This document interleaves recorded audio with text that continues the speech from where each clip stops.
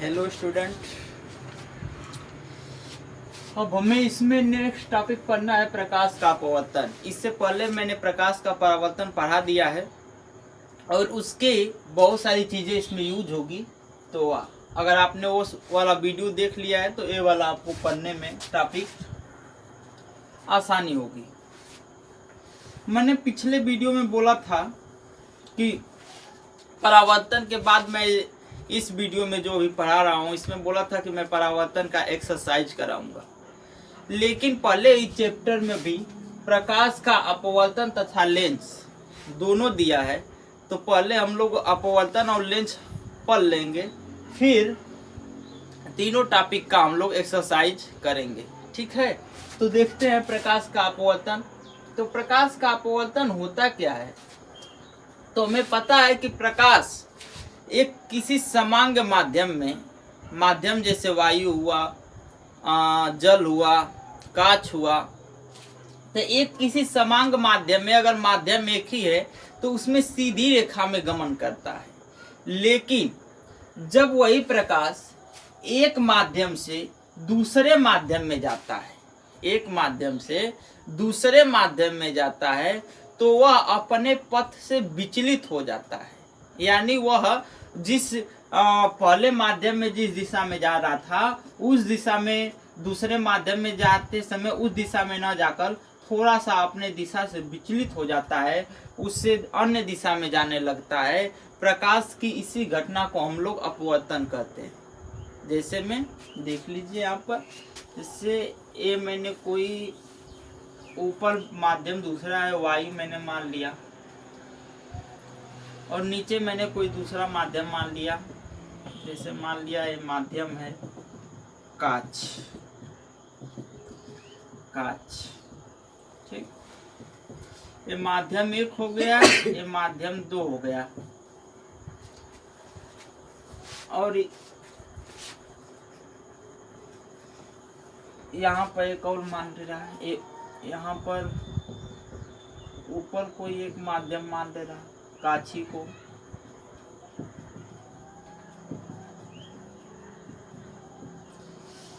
यहाँ कांच ऊपर ले लिया और यहाँ पर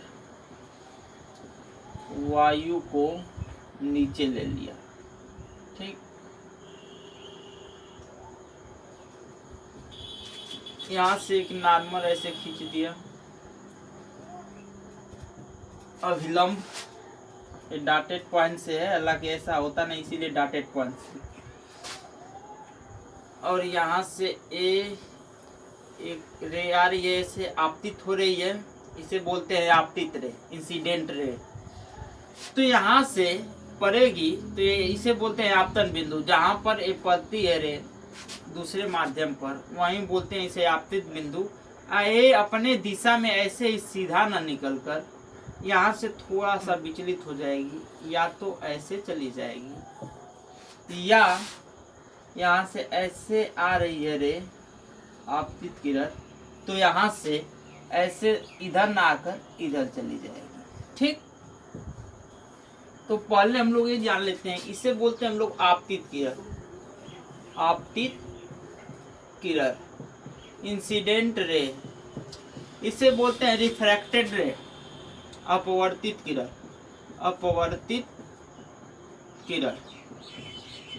ठीक, इसे बोलते हैं आपतन बिंदु। इसे एक नाम दे रहा है A B O N N dash अविलंब है। इसे बोलते हैं आपतन बिंदु।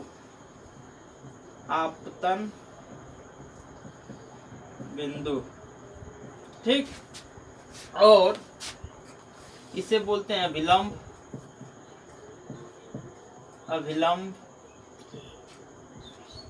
और अभिलंब तथा आपतित किरण के बीच का ये जो कोण है इसे बोलते हैं आपतन कोण, और इसे हम लोग प्रायः आई से प्रदर्शित करते हैं। इसे बोलते हैं क्या है?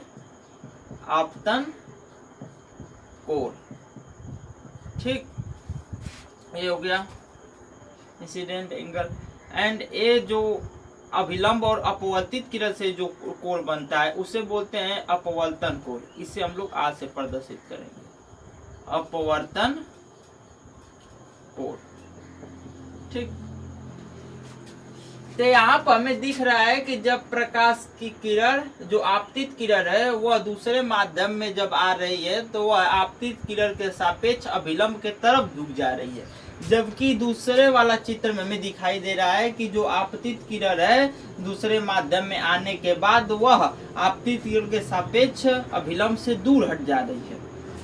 तो देखिए ऐसा होता क्यों, पहले अपवर्तन हो रहा है तो ये इधर या अभिलंब के पास या अभिलंब के दूर क्यों जा रही है, अपवर्तन होता ही क्यों है। ये तो मतलब इधर मुड़ा या उधर मुड़ा तो उससे हम लोग बोलते हैं कि ये अपवर्तन हो गया, लेकिन अपवर्तन होता क्यों है।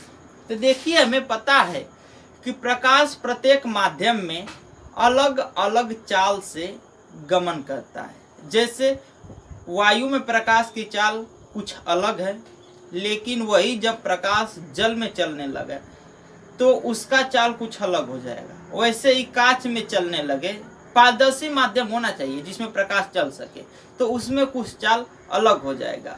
तो देखिए इसी प्रकाश के विभिन्न माध्यमों में चाल अलग अलग होने के कारण ही प्रकाश का परावर्तन होता है। ठीक, अगर प्रकाश का चाल कम हो जाएगा तो वह अभिलंब के तरफ झुक जाएगा, यदि प्रकाश का चाल ज्यादा हो जाएगा ऊपर वाले माध्यम से तो वह अभिलंब से दूर हट जाएगा। यदि ए अपवर्तित किरण अभिलंब के तरफ झुक जा रही है आपतित किरण के सापेक्ष, तो इस दूसरे वाले माध्यम को हम लोग बोलेंगे कि ये माध्यम सघन है और पहला वाला माध्यम विरल हो गया। ठीक, इसके अपेक्षा ए वाला माध्यम क्या हो गया, सघन। फिर इस तरह इसी में भी देखिए इसमें दूर भाग रही है तो ये हो गया विरल, और ऊपर वाला माध्यम क्या हो गया, सघन, क्योंकि इसमें दूर भाग रही है। तो देखिए विरल में प्रकाश की चाल सघन में प्रकाश की चाल की अपेक्षा ज्यादा होता है, या यूं कह लें आप कि सघन में प्रकाश की चाल विरल की में प्रकाश की चाल की अपेक्षा कम होता है। ठीक, ये तो हमें पता हो गया कि अपवर्तन होता क्यों है। ठीक, और सघन विरल भी पता चल गया कि सघन कब होगा, विरल कब होगा। तो जब प्रकाश की किरण विलंब की तरफ झुक जाएगी तो इस दूसरे वाले माध्यम को पहले वाले माध्यम के सापेक्ष सघन बोलेंगे। ठीक है, यहाँ पर जल भी होता तो इधर ही झुकता, क्योंकि जल में प्रकाश की चाल वायु में प्रकाश की चाल की अपेक्षा कम होता है, तो जल सघन हो जाएगा और वायु विरल हो जाएगी। वैसे कोई भी द्रव लिया जाएगा तो इधर ही झुकेगा। ठीक, अब इसके बाद आता है, ये तो हो गया अपवर्तन। अपवर्तन होता क्या है, तो जब प्रकाश की किरण एक माध्यम से दूसरे माध्यम में आती है तो वह अपने पथ से विचलित हो जाती है। प्रकाश किसी घटना को हम लोग क्या कहते हैं, विचलित होने की घटना को ही क्या बोलते हैं, अपवर्तन बोलते हैं। ठीक, इसका आप नोट बनाते चलिएगा तो आपको आगे बढ़िया होगा। ठीक है, अब इसके आता है प्रकाश के अपवर्तन का नियम। प्रकाश के अपवर्तन का नियम देखिए, प्रकाश के अपवर्तन का नियम।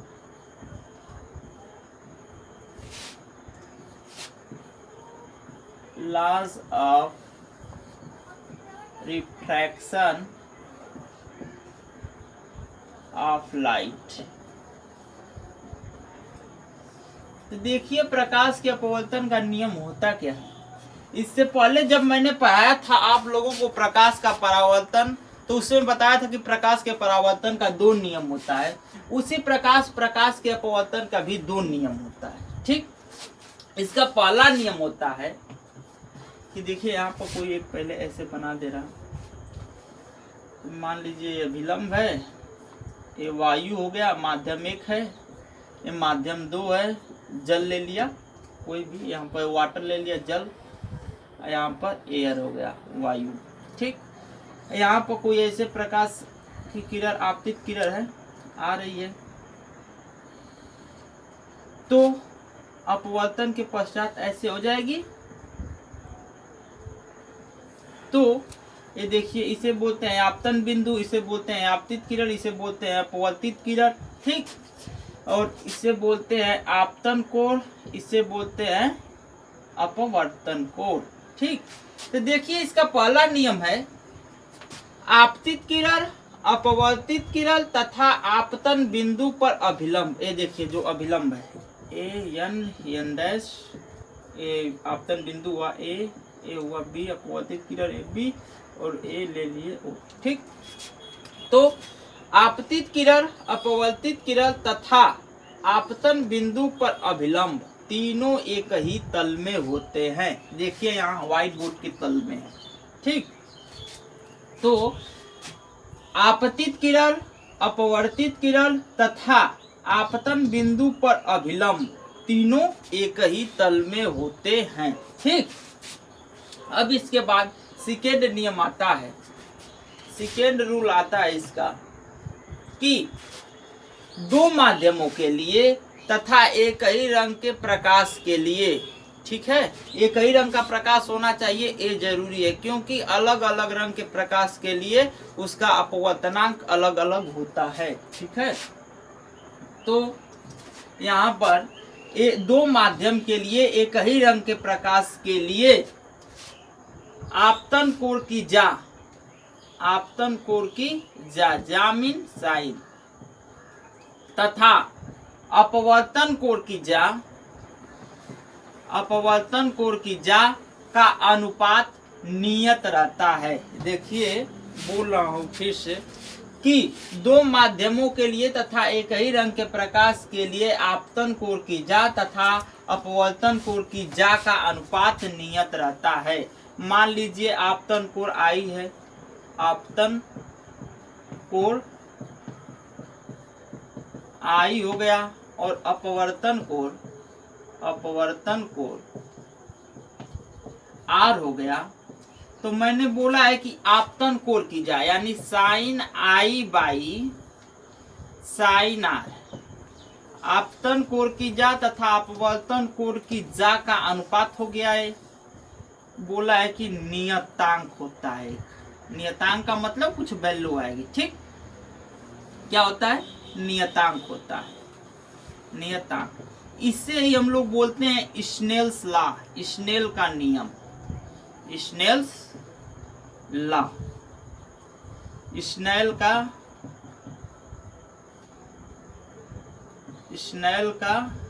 नियम, ठीक। स्नेल का नियम, इसे हम लोग क्या बोलते हैं? स्नेल का नियम। तो कभी कभी ये भी पूछ देता है कि स्नेल का नियम क्या है। तो एक ही रंग के प्रकाश के लिए दो माध्यमों के लिए आपतन कोण की जा तथा अपवर्तन कोण की जा का अनुपात नियत होता है या एक नियतांक होता है। अब देखो इस नियतांक को पढ़ते क्या, जैसे मैंने ऐसे लिख दिया sine I by sine R, ये हो गया नियतांक। तो नियतांक को हम लोग पहले तो रिप्रेजेंट किससे करते हैं, मतलब प्रदर्शित किससे करते हैं? तो तुम यन से कर सकते हो या म्यू से भी कर सकते हो, लेकिन हम लोग जनरली यन से ही करेंगे, ठीक है। यन या म्यू तुम दोनों में से किसी से कर सकते हो। अब देखो इसे पढ़ते क्या है, पहले माध्यम के सापेक्ष दूसरे माध्यम का अपवर्तनांक। क्या पढ़ते हैं? पहले माध्यम के सापेक्ष दूसरे माध्यम का अपवर्तनांक, और जो माध्यम होता है इसके आगे और पीछे लिख दिया जाता है। जैसे मैंने बोला कि पहले माध्यम के सापेक्ष दूसरे माध्यम का अपवर्तनांक, तो ऐसे मैंने लिख दिया पहले माध्यम के सापेक्ष दूसरे माध्यम का अपवर्तनांक, ठीक है। ऐसे ही मैं बोल दूं कि वायु के सापेक्ष कांच का अपवर्तनांक, तो यहाँ पर क्या लिखा जाएगा जी? ANG। देखो यहाँ पर वायु के सापेक्ष कांच का अपवर्तनांक, सिर्फ कोई भी हम माध्यम लेंगे तो उसका एक डिनोशन, मतलब इसे नोटेशन एक दे देंगे कि वो जैसे A फॉर एयर हो गया, G फॉर ग्लास हो गया, वैसे L फॉर लिक्विड हो जाएगा, कोई द्रव हो जाएगा, W फॉर वाटर हो जाएगा, डायमंड हो जाएगा। तो ऐसे ही भी तो ऐसे ही इसके आगे पीछे हम लोग लिख देते हैं और इसे पढ़ते हैं वायु के सापेक्ष कांच का अपवर्तनांक या कांच का अपवर्तनांक किसके सापेक्ष, वायु के सापेक्ष। ठीक है, अब देखो ये तो हो गया,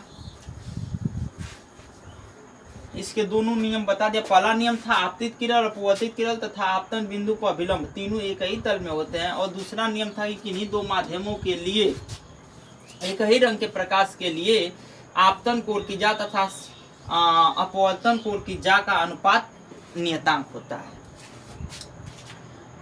ठीक, अब इसके बाद हमने बताया कि sine I by sine R equal to N.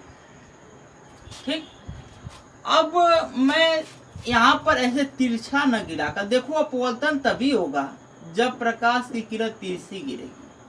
अब इस पर लंबवत अगर गिरने लगेगी तो देखो अपवर्तन कैसे नहीं होगा, मतलब अपवर्तन तो होगा, ये विचलित नहीं होगा अपने पथ से।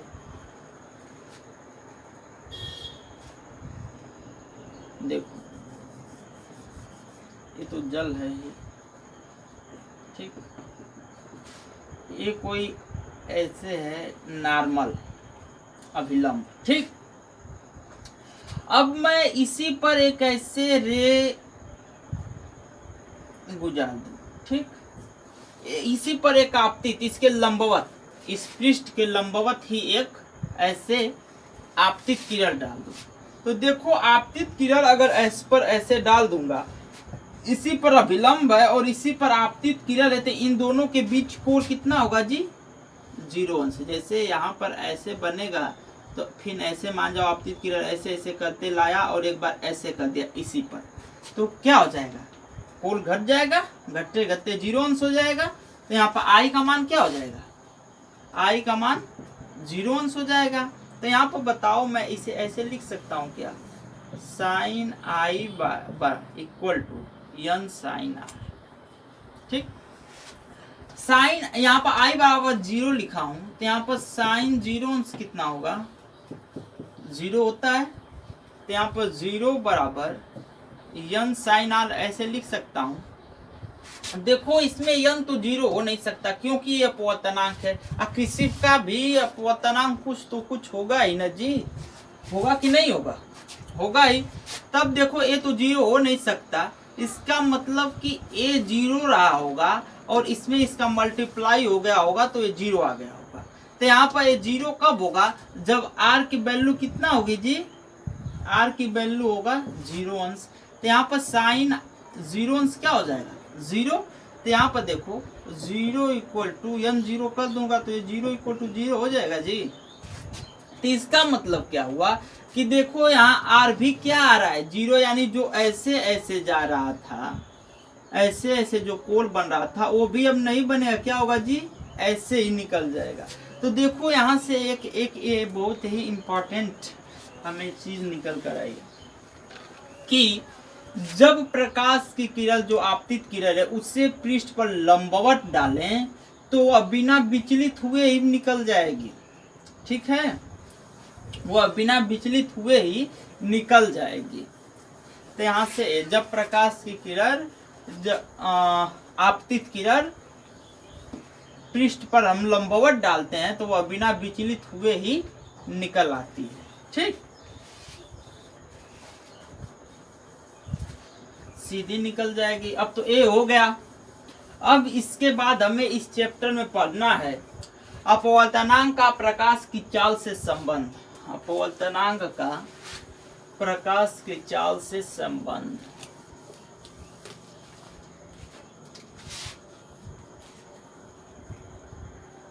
अपवर्तनांक का प्रकाश की चाल से संबंध, रिलेशन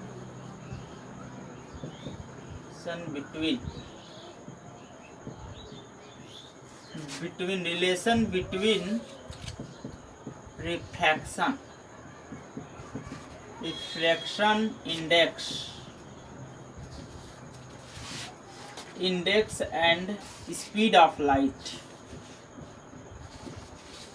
स्पीड ऑफ लाइट।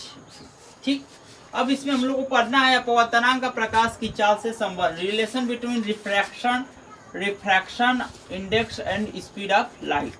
तो देखो ये क्या होता है, तो पहले माध्यम के सापेक्ष दूसरे माध्यम का अपवर्तनांक उन दोनों माध्यम में प्रकाश की चालों के अनुपात के बराबर होता है।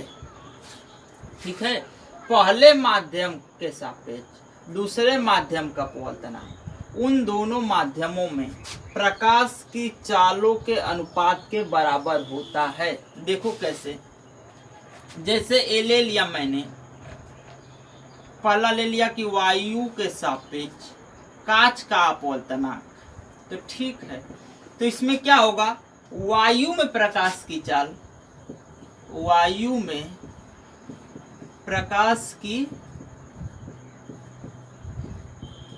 चाल बटे में कांच में प्रकाश की क्या चाल।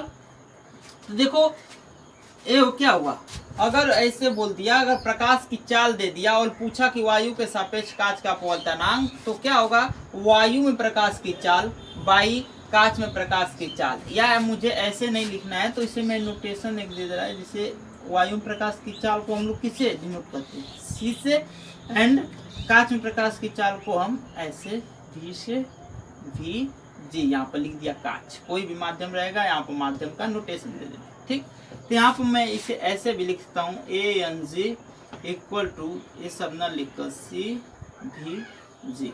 ठीक, ये हो गया। अब ऐसे ही ले लिया, मान जाओ वाटर में प्रकाश की चाल, अरे सॉरी, वायु के सापेक्ष जल का अपवर्तनांक, इसे ऐसे यहाँ पर लिख दे रहा हूँ, A N G equal to C by V G. ये समीकरण हो गया फर्स्ट। अब ऐसे ही मैं ऐसे भी ये भी लिख सकता हूँ, A N W equal to C by V W. एक क्या होगा, वायु में प्रकाश की चाल बाई जल में प्रकाश की चाल। ये ले लिया हमने सेकेंड। ठीक है, तो अब देखो ये फार्मूला है दोनों, इसका हम लोग यूज करेंगे क्वेश्चन को लगाने में। यहाँ से मैं एक नया फार्मूला और जनरेट करने का प्रयास कर रहा हूँ। देखिए, समीकरण 2 में समीकरण 1 से भाग करने पर जैसे यहाँ पर ए एन जी दे दिया है, यहाँ पर ए एन डब्ल्यू हो गया, A N G by A N W, और इधर मैं कर दिया C by V G and C by V W. अब ये ऊपर जाएगा, ये यहाँ पर जाएगा, तो ये ऐसे कट जाएगा और कितना आ जाएगा, A N G by A N W equal to V W by V G. अब देखो, अगर मैं इसे ऐसे लिख सकता हूँ कि वायु में प्रकाश की चाल ऊपर ये आ गया, तो देखो वायु प्रकाश की चाल ऊपर हो गया है और पीछे है तो ये नीचे हो गया है। इसी तरह मैं इसे भी लिख सकता हूँ, क्या जी, डब्ल्यू एन जी लिख सकता हूँ कि नहीं इसे।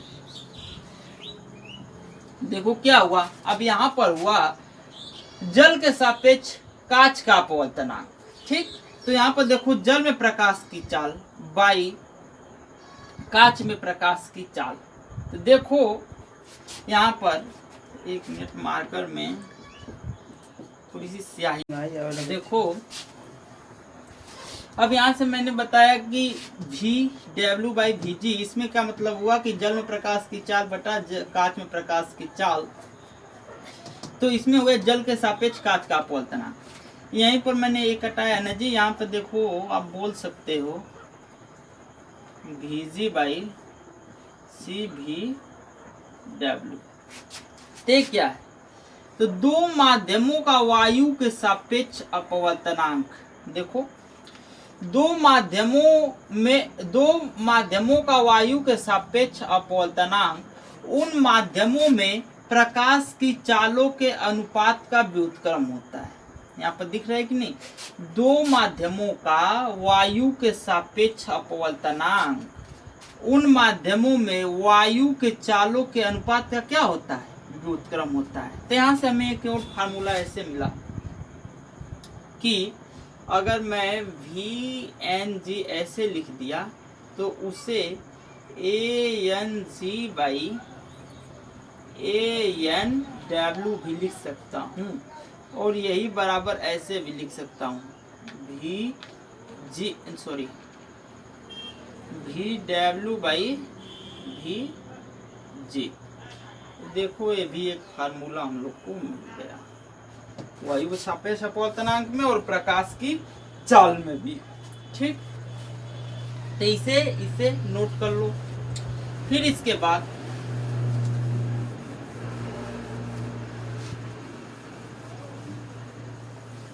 सॉरी यहाँ पर दिखाई दिया हुआ कि नहीं, एक बार फिर से लिख दे रहा फार्मूला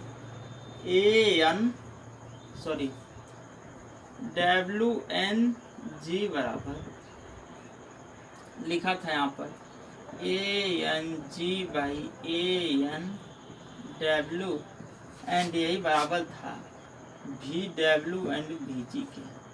ठीक, ये वाला फार्मूला था, और एक और फार्मूला था ANG बराबर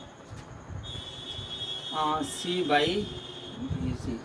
ठीक, और इससे पहले हम लोग एक और फार्मूला पढ़ चुके हैं, sine I by sine R equal to N। यहाँ पर जो भी माध्यम है आप लगा सकते हैं, फर्स्ट या सेकेंड माध्यम। ठीक, ये तो हो गया। अब इसके बाद आता है निरपेक्ष अपवर्तनांक। ठीक, देखो इसमें फिर एक और है, मैंने भी बताया प्रकाश की चाली में। तो देखो अगर इसे ऐसे भी जैसे बोल दिया कि माध्यम एक का माध्यम दो के सापेक्ष, ये हुआ माध्यम एक का, ये हुआ एक का माध्यम दो के सापेक्ष अपवर्तनांक। तो इससे ऐसे भी हम लोग नोटेशन करते हैं, इसका ऐसे भी नोटेशन होता है। इसको हम लोग पढ़ते हैं क्या है, माध्यम एक का माध्यम दो के सापेक्ष अपवर्तनांक। ठीक, और इससे हम लोग ऐसे हो जाएगा V2 बाई V1। इसका मतलब क्या हुआ, माध्यम दो में प्रकाश की चाल बाई माध्यम वन में प्रकाश की चाल। ठीक, इसे हम लोग ऐसे भी नोटेशन इसका देते हैं। ठीक, और फिर इसके बाद ही आता है निरपेक्ष अपवर्तनांक। ये क्या होता है, निरपेक्ष अपवर्तनांक। निरपेक्ष अपवर्तनांक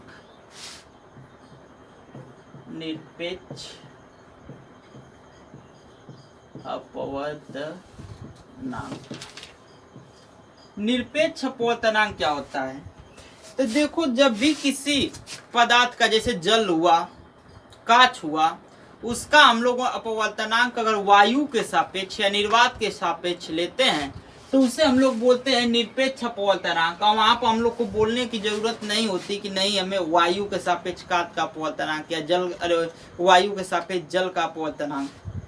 वहाँ पर हम लोग सीधा बोल सकते हैं जल का अपवर्तनांक, कांच का अपवर्तनांक। इसका मतलब क्या होगा कि उसे हम लोग उसका अपवर्तनांक वायु या निर्वात के सापेक्ष लिया गया है। हम लोग को पता है कि निर्वात का अपवर्तनांक एक होता है, निर्वात का अपवर्तनांक एक होता है परिभाषा से, और वायु का जो अपवर्तनांक है, वायु का अपवर्तनांक 1.00002926 या इसे 3 भी लिखा जाता है, होता है। ठीक, वैसे हम लोग जल का ले लें, जल का 1.33 होता है।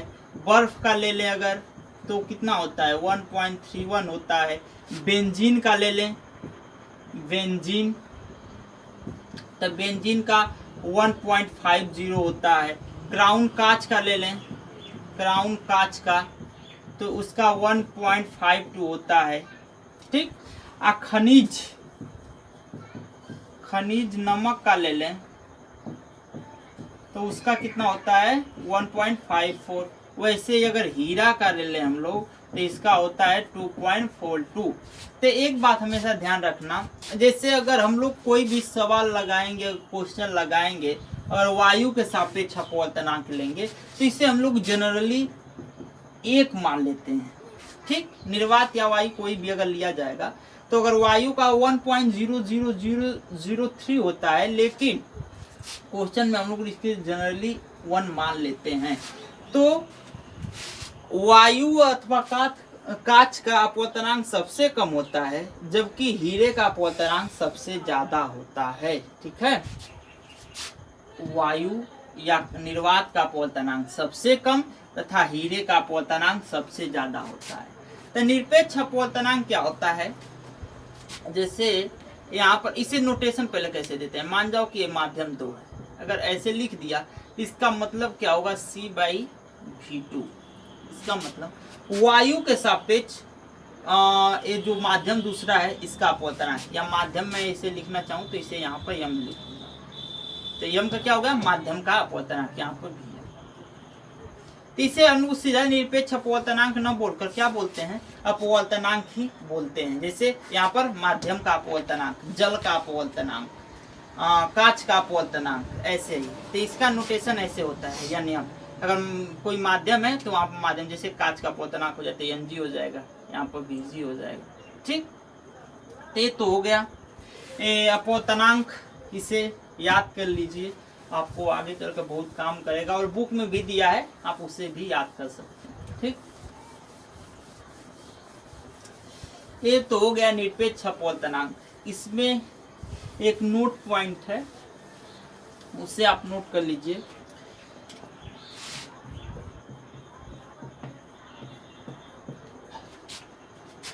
इसमें पहला नोट मैंने शुरू में ही बताया था कि जो अपवर्तनांक है वह प्रकाश के कलर, रंग पर डिपेंड करता है। प्रकाश किस कलर का है तो ज्यादा अपवर्तनांक होगा, और प्रकाश किस रंग का है तो कम अपवर्तनांक होगा। तो देखिए जो लाल रंग का अपवर्तनांक सबसे ज्यादा सबसे कम होता है। लाल रंग का अपवर्तनांक सबसे कम होता है, जबकि बैगनी रंग का अपवर्तनांक सबसे ज्यादा होता है। ठीक। लाल रंग का अपवर्तनांक सबसे कम होता है और बैगनी रंग का अपवर्तनांक सबसे ज्यादा होता है। ठीक। ये हो गया, इसमें यही नोट पॉइंट था, ये तो हो गया।